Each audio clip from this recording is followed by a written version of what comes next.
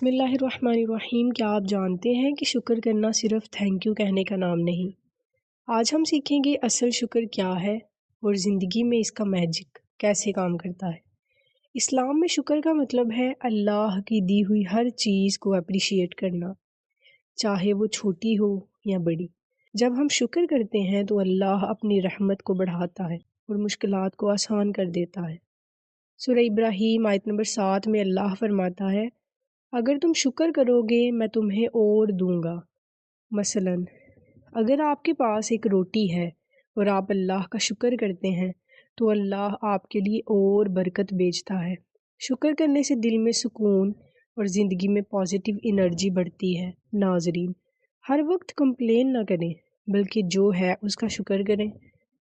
پیغام اچھا لگا ہو تو لائک ضرور کیجیے گا and make sure you subscribe my channel for more Islamic guidance. جزاک اللہ خیرہ۔